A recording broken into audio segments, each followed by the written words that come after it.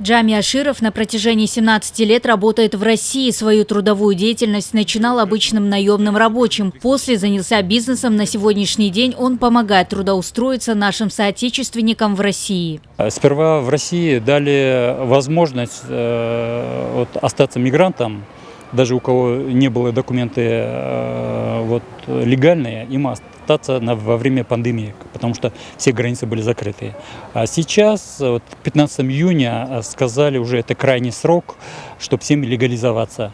И в это время очереди просто огромные, и народ, основная масса просто не успеет легализоваться. Это касается всех мигрантов. Это и основная сейчас проблема. По словам экспертов, срок действия послаблений, введенных во время пандемии, истекает, что создает проблемы для нелегальных мигрантов. Однако, поскольку Кыргызстан входит в ЕАЭС, гражданам нашей страны предоставляется ряд льгот.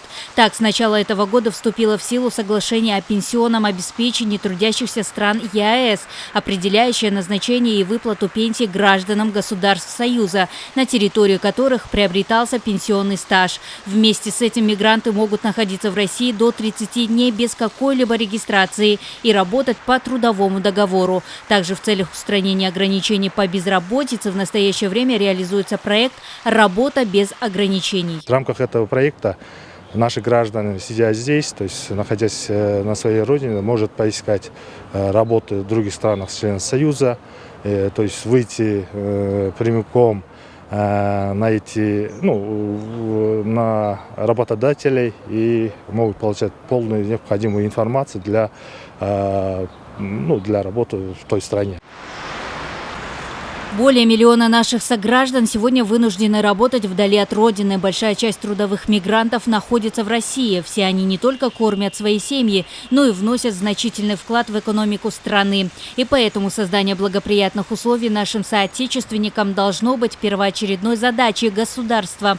Один из первых указов главы государства о принятии мер, направленных на улучшение миграционной ситуации, нацелен на стабилизацию миграционных процессов. Там включалось 3 основных раздела. В большинстве случаев эти вопросы уже решены, либо они находятся на стадии решения в виде разрабатываемых законопроектов. Допустим, вопрос по детям, он заложен в Кодекс о детях, разрабатываемую новую редакцию, которая проходит рассмотрение в Дюркенеш. Второй вопрос по улучшению ситуации стабилизации трудящимися мигрантами. Недавно только Кабинетом министров была утверждена концепция миграционной политики, сейчас разрабатывается план ее реализации. По третьему блоку, по кайрылманам, сейчас порядка 200 наших соотечественников, кайрылманов, этнических кыргызов, смогли получить гражданство в упрощенном порядке. И этот вопрос в дальнейшем будет дальше прорабатываться. По разным оценкам, в настоящее время в России насчитывается порядка 115 тысяч граждан Кыргызстана с нерегулируемым миграционным статусом. Диаспора и посольство предоставляют им соответствующие консультации и разъяснительную работу для того, чтобы привести в порядок соответствующие разрешительные документы. Даяна Джумабекова, Эрлан Джунушалиев, Нуркамиль Асанов, Ала-То, 24.